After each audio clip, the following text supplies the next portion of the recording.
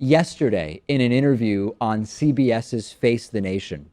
The president again showered a dictator with praise. This time it was North Korean dictator Kim Jong-un, referring to him as a, quote, smart cookie. Of course, Kim Jong-un is the tyrannical despot that runs North Korea with an iron fist through a cult of personality, forcing his people to worship him, constantly committing human rights abuses, running for the world's most oppressive tyrant.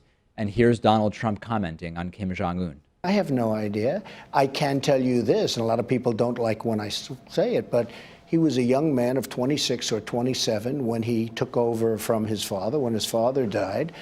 He's dealing with obviously very tough people, in particular the generals and others. And at a very young age, he was able to assume power. A lot of people, I'm sure, tried to take that power away, whether it was his uncle or anybody else. And he was able to do it. So obviously, he's a pretty smart cookie. He's a smart cookie because he was born into an autocratic dynasty where power is handed down from one generation to the next, from father to son. Kim Jong-un was next in line to take power over after Kim Jong-il died. That power was handed to him. And because of that, he's a smart cookie and tough and commendable, according to Donald Trump?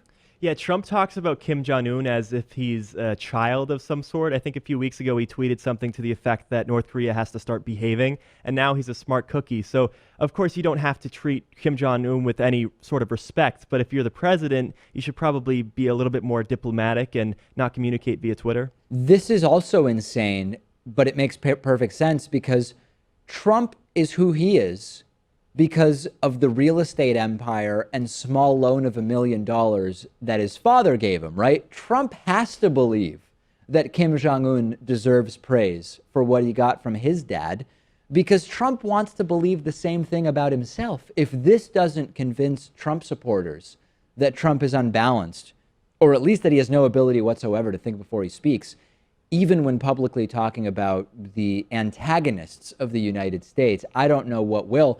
And I'm not even saying that Kim Jong-un is stupid intellectually, but you don't have to be a genius to inherit power in a country that, under fear of death, has been taught to worship your family, right? That doesn't exactly take intelligence. Yeah, it's certainly one of these things that these men both want to take credit for, but if you just win the genetic lottery and assume a lot of fortune or fame, or in Kim Jong-un's case, power, you don't really get much credit for that. I completely agree. And there are other parallels between Trump and Kim Jong-un. Kim Jong-un is an entitled man-child with an incredible amount of unearned power who's blindly revered by his followers. That's pretty damn similar to Donald Trump.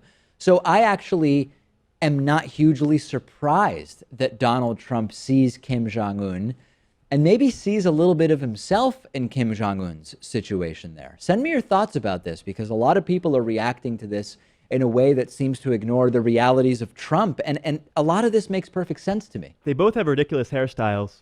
That's another point. That's a good similarity. There are any number of similarities between Kim Jong-un and Donald Trump.